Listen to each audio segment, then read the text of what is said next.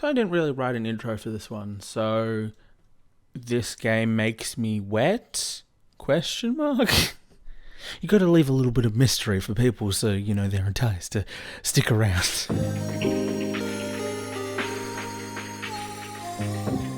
So, Sea of Solitude.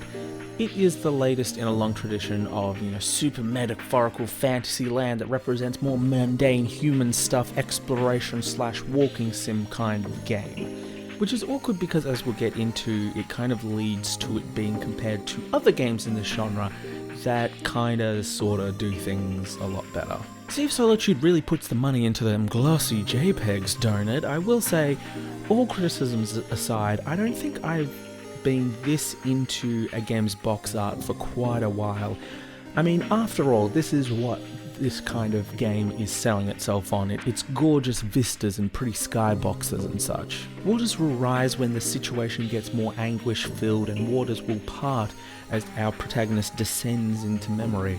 Things that are lit up and white and shiny are good, and black furry stuff is bad. It's pretty standard stuff. The story I feel a little bit less one-sided on. In fact, considering that I'm going to be doing a lot of comparing to other games, it's kind of weird narratively. See, most games of this genre pile on the metaphorical imagery in lieu of having a voice-acted narrative. Games like Rime and Journey and Gree all tell the story with no dialogue. You have a giant tower with a keyhole, a mountain, a crumbling statue. These are all the elements that are used to convey the story because the visual vocabulary is simple and straightforward, and they can tell powerful stories without needing them. Sea of Solitude is an odd duck then, as it kind of double dips. See, this is a game with all the fancy metaphors, but it also has a fully voice-acted narrative. I suppose part of my problem is that there are gaps that you can find in those voice-acted narratives. Like some of the time it kind of feels weird seeing these people turn into furry demons apropos of nothing.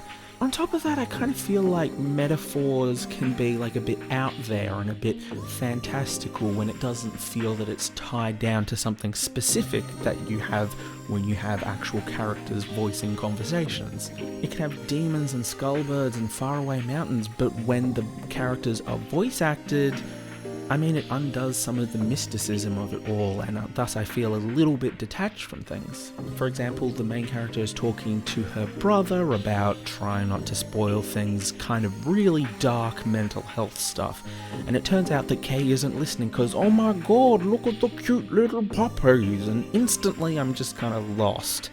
I'm supposed to feel like screw Kay in this moment, and I get that there's a bit of complexity when you're trying to have a character that's relatable and we're supposed to root for, but you're portraying them as a bad person in this instance. But the thing is, they kind of just made it really cartoonish and unbelievable, and so I kind of just feel like I'm stepping way away from this narrative that they're giving us. I know that I'm supposed to be feeling like screw Kay in this moment, which in and of itself is kind of difficult because you've got a character that you want us to like, but want to see that she has flaws, but also make her redeemable. That in and of itself is a bit challenging.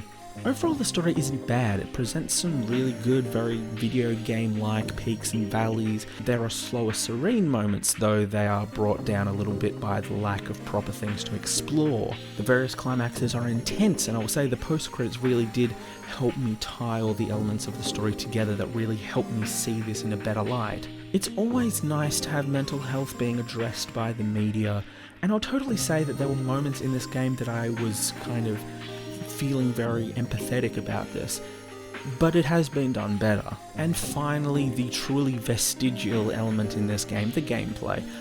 I feel it's worth saying that this game very much rubs up against the dreaded walking sim, and we'll get into that a little bit later, which, let's be real, I am into walking simulator games, but I have also played Tacoma recently, and I was pretty bored with that, so I kind of get it. There are some really fantastic walking simulators that have done interesting stuff with gameplay or use the medium in a really interesting way to tell stories, but I really don't feel like Sea of Solitude kind of lives up to that at all. It's been interesting trying to get a handle on specifically how I feel about the gameplay. I feel like the first thing that I grabbed onto is just the adjective of inoffensive. I suppose, I guess the problem, simply put, is that the gameplay is just kind of there. It's kind of been born less of a gameplay idea and more of a byproduct of the story and the presentation.